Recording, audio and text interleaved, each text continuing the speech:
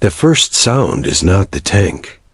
It's breath in cold air, a paper-thin rasp inside a wool scarf, then boots on frozen cobbles. Then the tank, a low grind, a kind of metal thunder that travels through stone before it reaches the ear. On a narrow Belgian street where winter light never quite arrives, a 19-year-old private steps from a doorway with a tube on his shoulder that looks like farm equipment, points it at a moving slab of steel, and decides to spend the rest of his life inside the next 2 seconds. In American barracks and field kitchens, they called any big German tank a tiger. The word had its own gravity. It condensed fear, respect, rumor, and the knowledge that the enemy's 88mm gun could pick off a Sherman at ranges where a man's mind still insisted he was safe. Whether the machine in this street is exactly a tiger or its near cousin panther, Mark IV, the private, does not have the luxury of taxonomy. The tank is what it is, louder than thought, heavier than reason, impatient, and turning its turret like a searching question. The boy with the bazooka, he still has a boy's face, even if combat has taken the edges off, leans back for a better angle. He breathes in sharply. He has counted the steps, read the alley's geometry, judged the gap where sunlight turns the mist to smoky gold. He lifts the sight to his eye and finds it fogged by his own heat. He doesn't wipe it. There isn't time. You don't aim a bazooka so much as you suggest to it the place where you need a miracle to occur. This is not a myth, though it has become one every time it's retold across bar tops and breakfast tables. In December 1944, in the surprise and confusion of the Battle of the Bulge, a single American GI armed with a 2.5-inch rocket launcher stepped into a street and took on a German heavy tank at close range. His name was Francis S. Currey of the 30th Infantry Division, the old Hickory Division that had cut through the hedgerows of France and would now stand on the northern shoulder of the last German offensive in the West. His story survives in thick paper, Medal of Honor citation, after-action reports, and in the thinner paper of memory, where the details shift with telling. What never moves is the core of it. A teenager, a tube of steel and wires, and a moment when the math of war bent. Behind that moment are other noises. The shout of Germans moving across a courtyard, the clatter of a machine gun hoisted into position on a windowsill, the creak of a frozen door. Somewhere out of sight, U.S. tankersmen who know exactly what a German heavy tank can do to them are pinned and waiting. A battalion's line has become a handful of houses connected by risk. There is no safe path from here to there, so the private decides to make one. The bazooka has a hiss more than a bang. The rocket slips out like a thrown dart, drawn by its own thin trail, a coil of white streaking across gray air. For an instant, everything is silence again, a terrible silence that registers at the base of the neck. Then light punches the side of the tank at the running gear, at the track, at the vulnerable seam where armor was never meant to be pierced, and the beast shudders. Armor is not a fortress. It is a contract. Break it at the right point, and the terms of the engagement change. We call this film the GI who took out a tiger tank with a bazooka, because that's the shape the story takes when you hold it in your mind from a distance. But if you stay with it, the film becomes more than a marquee line. It becomes a winter street, a chain of choices, a battlefield reduced to the width of a doorway, and the larger war concentrating itself into a single exchange of speed and fear. It is about the American teenager who lifted a rocket tube and fired. It is about the German crew inside their armor who would have preferred the long ranges of the steppe to this intimate disaster. It is about a weapon that shouldn't have worked on paper against a heavy tank, but did when the variables lined up and courage stood close enough to smell grease and exhaust. Around this moment, the world is changing. Field telephones are dead, batteries drained by cold and use. Runners are late. Fog erases the sky. On a map in a Corps headquarters miles away, colored pins are inching into patches of forest named for saints and millers and bridges. Newspapers in London and New York will call it a German breakthrough. On the ground, it feels like a tide, and men cling to stones.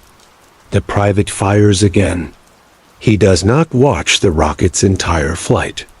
He is already moving, because you cannot afford to be a statue in a street where every window is a thought aimed at you. He has learned the rhythm of the bazooka sight: hiss, cover, reload, in the way a German tanker will react when he is blindsided. The mixture of bravery and procedure that makes even a heavy machine look awkward. In seconds, the tank has become a wall and not a spear, blocking its friends, filling the air with furious noise that sounds like wounded metal breathing. The edges of the street tremble. If you pause here and pull back, the picture widens. You see the battle of the Bulge entire, the long black snakes of panzers curling through snow-choked roads. American units taken by surprise in villages with names that will hold sorrow for decades. Civilians hiding food in their cellars. Confusion as thick as fog in the woods. You see the famous names Bastogne, Piper, the frozen foxholes of the 101st, tanks burned out in white fields. But when you push back in, it's one street again. One boy with a weapon designed in a hurry. One tank whose crew did not expect to meet death at arm's length. And that is where our story begins, in a set of seconds that grew into a lifetime. A GI's name was Francis Currey. He was 19. He fired a bazooka at a tank his buddies called a tiger. What came next turned fear into time, and time into survival. Before the street and the tank and the winter breath, there is a boy from upstate New York, quiet, broad-shouldered, a little unsure in photographs. Francis Sherman Currey grew up in farm country, where seasons were honest and work was a language. He was still a teenager when the army took him, drilled him, put him on a ship, and fed him into the machinery of the European War. He arrived as a replacement in a division that already had a history, the 30th Infantry, Old Hickory, whose patches carried Andrew Jackson's nickname, and whose regiments, the 117th, 119th, and 120th, had learned how to move through. France's bocage like turning hedgerows into geometry problems. He was 19 years old in December 1944, when the German army battered, cornered, convinced by its Führer that one more blow could stagger the Americans, split their lines, and force a separate peace-launched an offensive through the Ardennes. The forests and farm fields along the Belgian-German border became a stage for the last great armored push in the West. American divisions were scattered, stretched thin, resting or reconstituting. Weather grounded Allied planes. The Germans, camouflaged by fog and luck, came on. To understand what it meant, in that context, to carry a bazooka, you have to understand the weapon.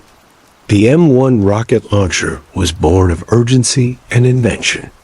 In 1942, Army Ordnance officers married a shaped charge warhead able to focus explosive energy into a narrow jet capable of boring through armor with a simple tube that could throw it 100 yards or so in a plume of smoke and hope. Colonel Leslie Skinner and engineer Edward All pushed it into existence fast enough that the first crews learned by doing. The M1 begat the M1A1 and M9. The rockets improved from the M6 to sturdier, more reliable models. The 2.36-inch warhead, in the right conditions, could punch through up to 80 or more millimeters of armor. The trick was in the right conditions.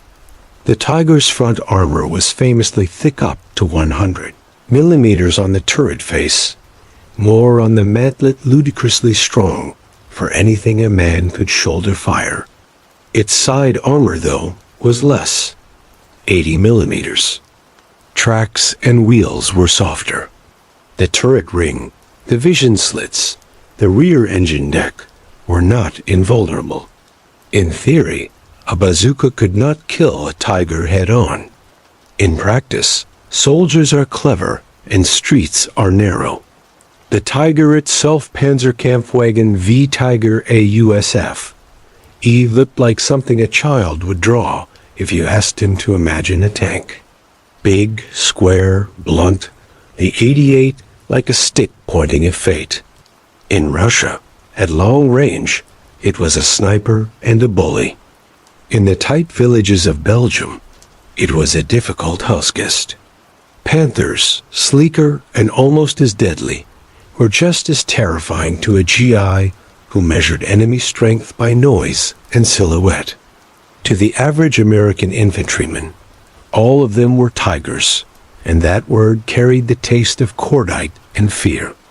Currey's training had taught him to treat the bazooka as a team weapon. It was a two-man instrument. In principle, one man to aim and fire, one to load and spot. The loader carried rockets in a canvas bag like blunt javelins.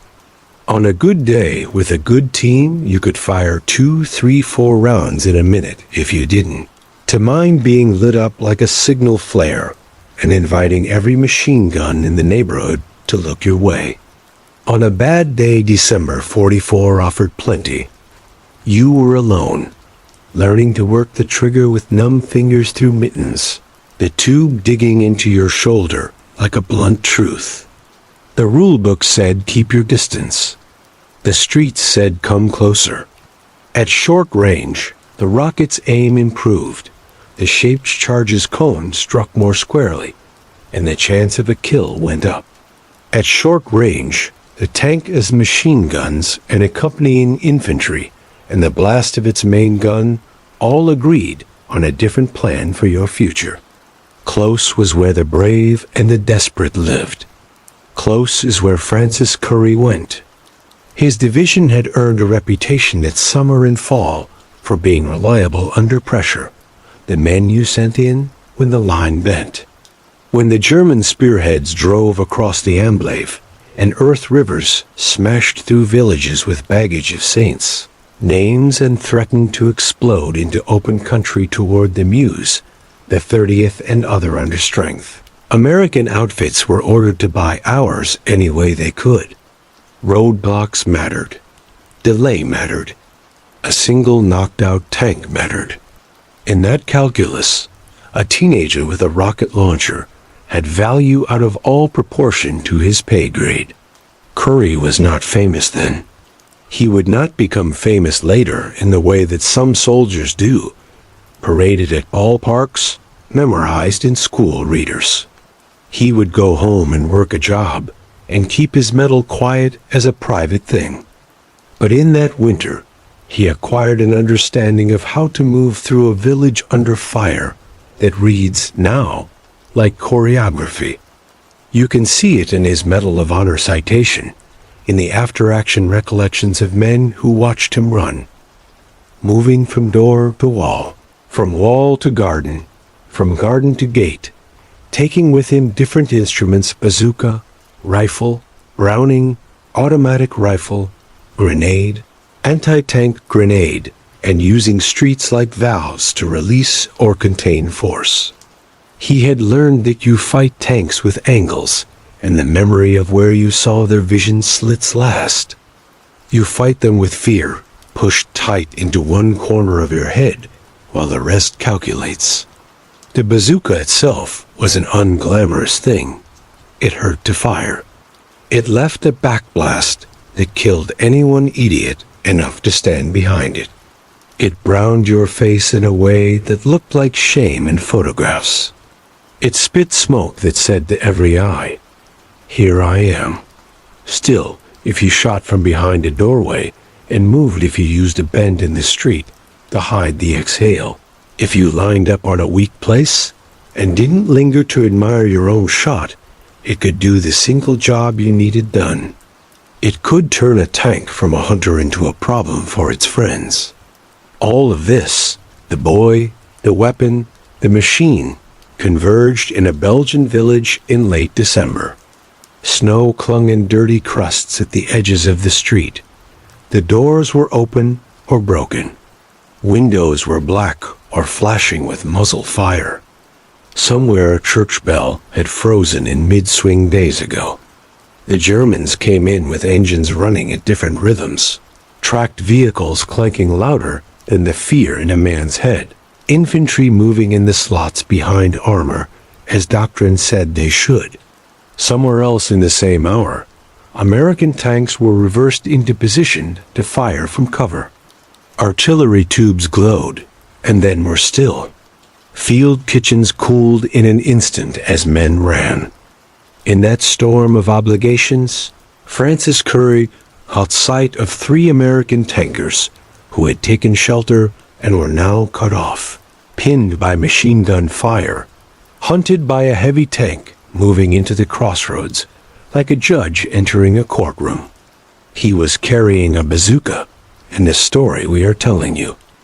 The morning he made himself a roadblock, the town had been hacked into pieces by iron. Walls folded, eaves splintered, doors punched inward like knocked-out teeth. What had been a neat square of stone houses, shops, a cafe, had become a series of lines of sight and ambush points, with winter fog to make strangers of men at 20 yards.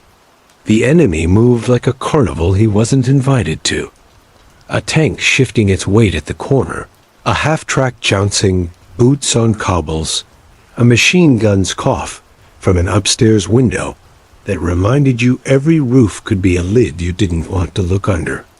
Currey's section had pulled back through the village under orders to delay and live, because delay and life were the same. 3 American tankers, hemmed in by German fire, were trapped in a building that had become a box. A German tank rolled slowly in the street outside, insolent and unhurried, the way a big animal behaves when it does not believe you can hurt it.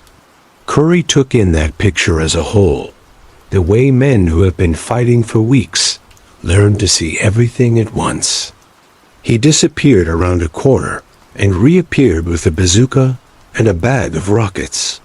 In the cold, everything stung and stuck. He had learned to think of the bazooka as a system. Tube, sight, trigger, shoulder, rocket, backblast, cover, move. He stepped into the street at a slant. He didn't pose, didn't shout, didn't aim long enough for nerves to interfere. He fired. The rocket streaked, a silver-flecked blur in the dim, and hit where the tank was weakest, down where wheel met world. Machine became sound. Currey was gone, already moving to the next place he needed to stand. The heavy tank stopped being an argument and became a gate. Its turret swung toward the shot that had hurt it and found only smoke. Rockets leave signatures. Men leave echoes. Currey had crossed the street and was working his way to the house where the tankers crouched, speaking in short, flat phrases that made sense only because he said them with certainty. Stay low. On my mark. He used something else from his bag, a rifle grenade, an anti-tank grenade shaped like a can with a handle that looked too simple to harm anything. Lobbed it, watched it bite into steel, saw sparks and smoke, and the kind of movement that told him men were thinking about jumping out of a tank in a street where they would be smaller than they were 5 seconds ago. The German infantry felt it too, that shift from hunter to hunted. When a tank stalls, everyone nearby inherits a problem. Currey's timing took advantage of that. He found a Browning automatic rifle and hosed the windows that looked as if they would look back. He fired into doorways where he could see elbows. He took the weight off the trapped tankers with noise, just enough to drag attention toward himself and away from them. You must understand that all of this happened in minutes, maybe less. Later, when men tried to tell the story, it grew longer the way a shadow does at the end of the day. In the moment, it was a handful of motions, crisp and practiced, and not at all theatrical. The tankers ran because he told them when, and because he had made the path look possible. He covered them, walking his fire along the edge of an idea. Make the enemy flinch. Make him blink. He dragged one man who stumbled, pushed another who hesitated, shouted something at the third that became part of the old street's language. They made it out. He had bought them seconds with explosions and a posture that suggested more rockets than he actually had. Somewhere in that dance, another German vehicle tried to force its way into the scene sleek and self-assured. A half-track full of men who understood the geometry differently. Currey turned long enough to stitch it with fire, to scare it, to make it backwater into a position it didn't want. He was not hunting trophies. He was clearing rooms in an outdoor house. The tanks were rooms. The alleys were hallways. The space between grenade and recoil was the doorway you had to walk through without stopping. Then he went back to the bazooka. New angle, new hiss. The kind of shot that sounds like the promise of a second, then delivers on it. Metal buckling is not a sound you forget. And his citation, the language says disabled, destroyed, forced to withdraw. Against a tiger, or a panther misnamed as one, those verbs rely on luck and precision. The exact nomenclature of the German tank in that street remains for historians to argue over. For a 19-year-old with frost in his eyebrows, it was a beast whose teeth had to be broken if his friends were going to see twilight. He broke them. The effect of a single disabled tank in a narrow place cannot be overstated. Columns that had been rolling now compressed. Radios, already erratic in the cold and the hills, became more excited. Infantry had to dismount. Doctrine tells you to push forward around the obstacle. Streets tell you to think again.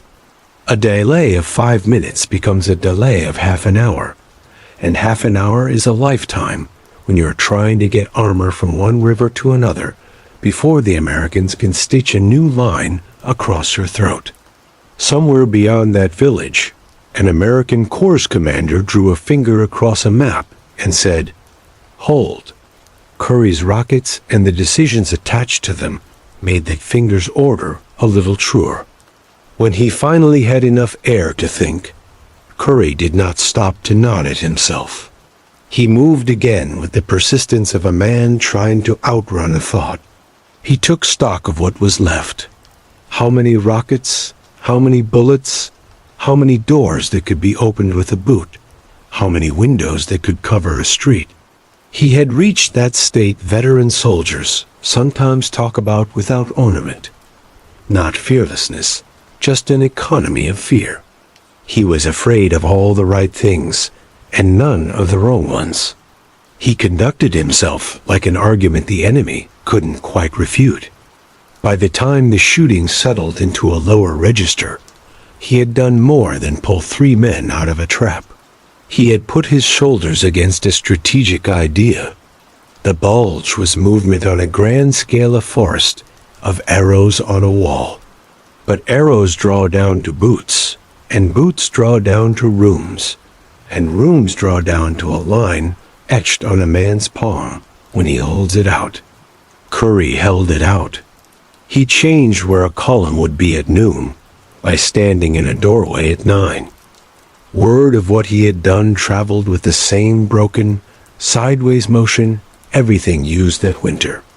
A sergeant told a lieutenant, who told a captain, who wrote a line in a report that someone else folded into a paragraph and handed to a brigade staff officer who was trying to decide how many shells were left in a battery south of town.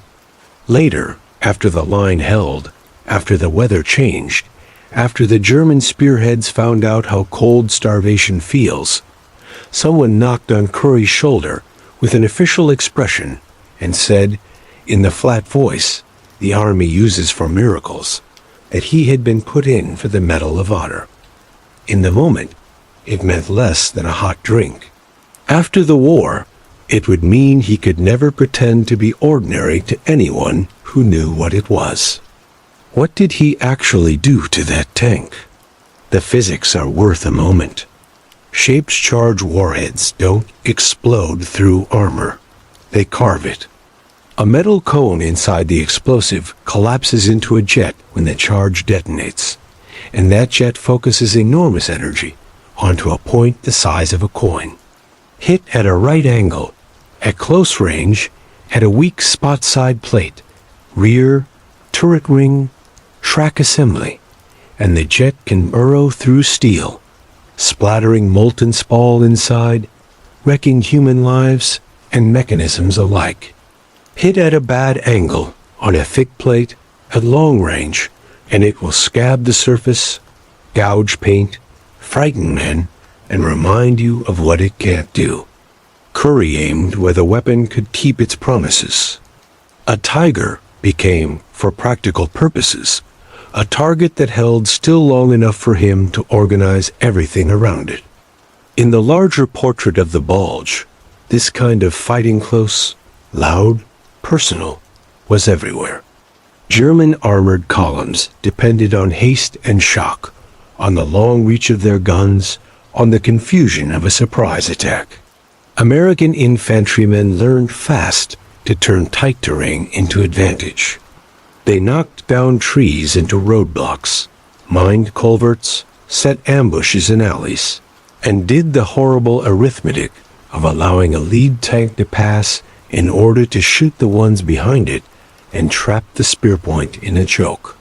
They fought with 57mm anti-tank guns dragged forward by jeeps, with towed 3-inch guns, with artillery whose shells fused to burst in the air, made men crouch and hesitate under shrapnel, with courage, with inventiveness, with the unromantic but decisive act of standing their ground. Currey was not the only GI to use a bazooka against the German heavies and make steel obey him. In the Netherlands months earlier, technician 5th grade John R. Towle of the 82nd Airborne had crawled into a shot and took out armor and machine guns before a mortar found him. In the same Ardennes fight, nameless teams in nameless villages, whose names wrapped their tongues like ice, hit tanks at corners and tracks at culverts. American paratroopers in towns like Foy and Novel learned to shoot from upper-story windows at engine decks, where armor thins. At Aachen, in the fall, bazooka men learned the city's private math. A rocket from a balcony at a tank entering an intersection is a better sermon than 3 from street level. The weapon couldn't sing at long range. Up close, in the right hands, it made a point you could not argue with. And yet accuracy matters. G is called Big Panzer's tigers, the way sailors call every fish a shark. Not every heavy tank Currey's generation faced was a tiger. Identification in battle is a poor man's science. Cutouts glimpsed through smoke. Silhouettes that might be the thing you think they are, or their cousin. Engines playing the same few notes in different keys. Historians who have chased down unit logs and German strength returns suggest that many of the tigers confronted by American infantry in late 1944 were Panthers or late model Mark I Viz, just as deadly at the ranges of a village. What matters, for the truth we care about, is not the cat on the badge. It is the act, an American private who used a man's weapon to turn a road into a wall. Currey himself never made much of the taxonomy. He described what he remembered, how it moved, what it did to the men it approached, what it felt like to be at sidewalk distance from a thing built to kill from hundreds of yards. He was generous in his memory about the men around him. He said their names first. In later years, standing in school gyms or beside museum exhibits, he kept returning to the ordinariness of the morning he woke up and the strangeness of the minutes that followed. The Medal of Honor meant other people thought it was extraordinary. He thought of it as following the edge of what he had been trained to do until the street ran out and something else had to begin. The Tiger's mystique, by then, had soaked into Allied imagination so deeply that even veteran tankers felt a shiver at the word. Its 88 did terrible things to men and machines unwise enough to show themselves in open country. Its armor shrugged off too many AP rounds that should have cracked it. Its name traveled ahead of it like bad weather, but out of its proper landscape, jammed into the arteries of old towns, forced to pivot and expose its flanks, separated from infantry by panic and the press of time, it lost the invulnerability the name implied. That is the truth Currey's Bazooka exploited. Not invincibility undone by magic. Vulnerability revealed by place and will. Later, when the weather cleared in January, American fighter bombers would shred the German road net, setting off fuel trucks that bloomed into black flowers and hammering the stalled panzers that still dreamed of the Meuse. But on the days when the sky was a lid, the battle belonged to men on the ground. Infantry officers with 1 to 25,000 maps and pencils.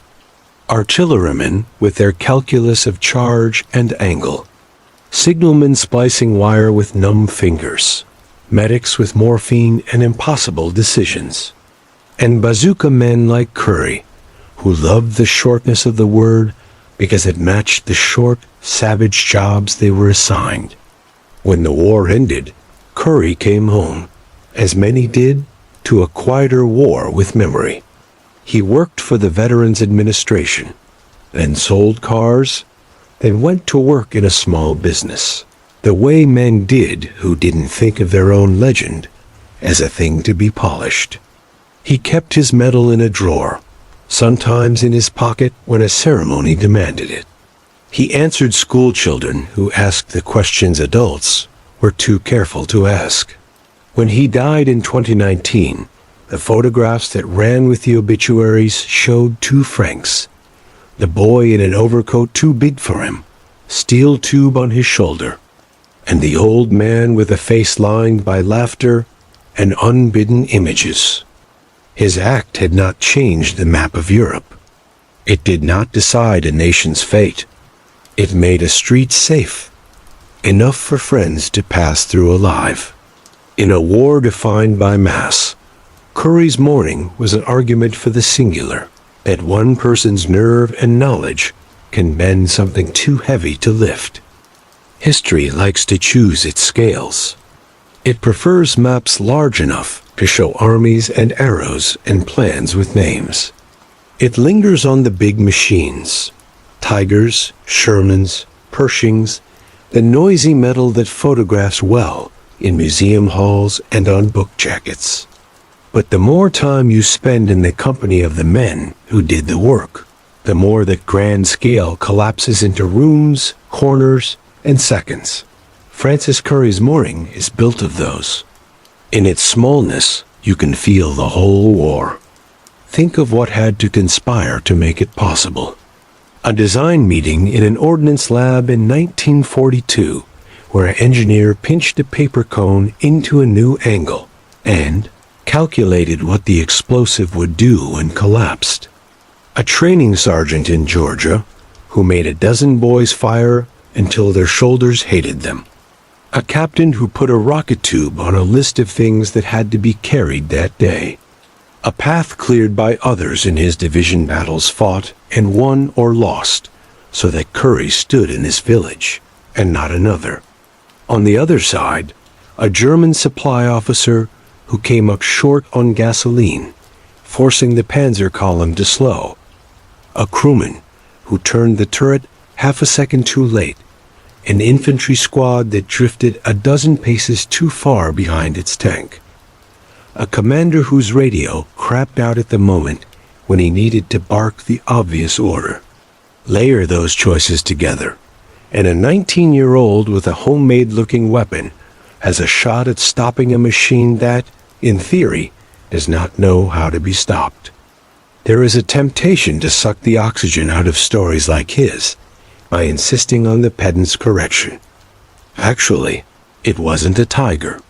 Actually, the bazooka could only penetrate on the side. Actually, others did the same. All of that is true, and all of it matters, because careful truth is how you honor the people inside it, but none of it subtracts. To a GI, anything big and German at 40 yards with its gun moving like a finger was a tiger. It does not cheapen his courage to say the taxonomy is fuzzy. It clarifies his job. We should keep both truths in the same room. His ordinary, extraordinary morning, and the thicker, slower truth that heavy machines are patterns of steel whose weaknesses are real if you will look for them close. The emotional weight of the story is not in the rocket's trail. It's in the way a young man took responsibility for minutes that were too big for him. The quiet tone he must have used to get those tankers to move when everything in them wanted to freeze. The way his legs obeyed when fear asked for another step. The unglamorous reality that he did not simply fire and pose, but fired and moved, since the first law of living in a village with tanks is that you cannot be where the enemy remembers you last. This is where we make our promise to you, to tell these stories without varnish, to keep the human texture intact, to refuse the temptation to render them as cartoons, invincible tigers, superhuman G's, battles that only run on heroics. Francis Currey's day was one of 1,000.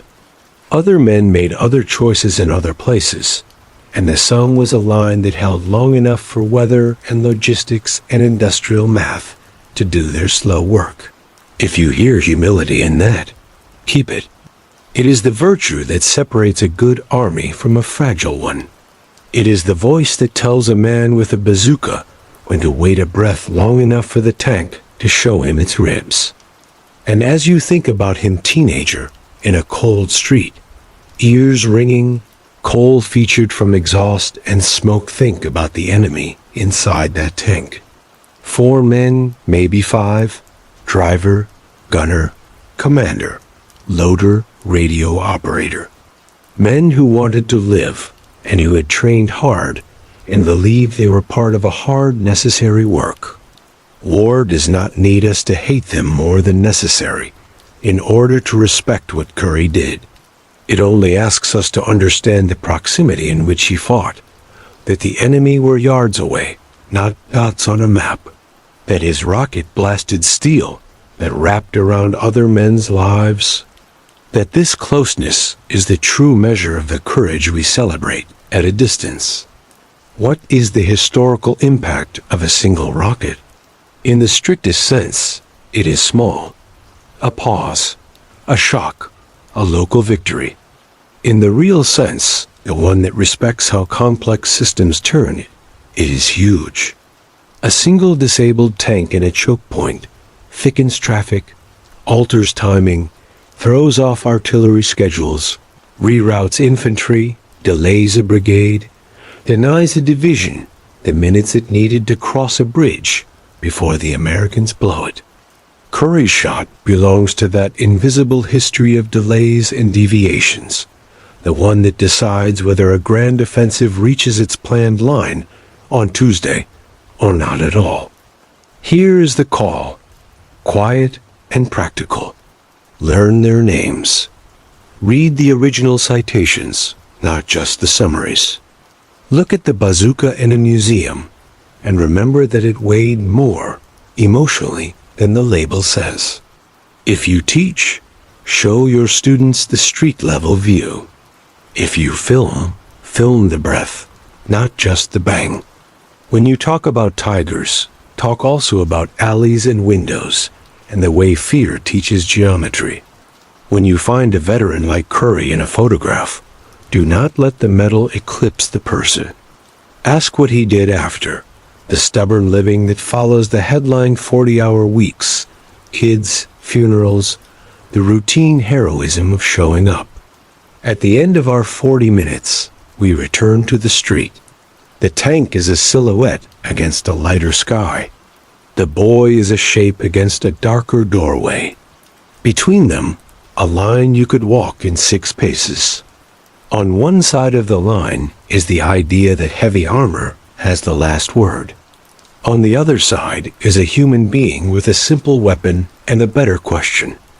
Where, exactly, are you weak?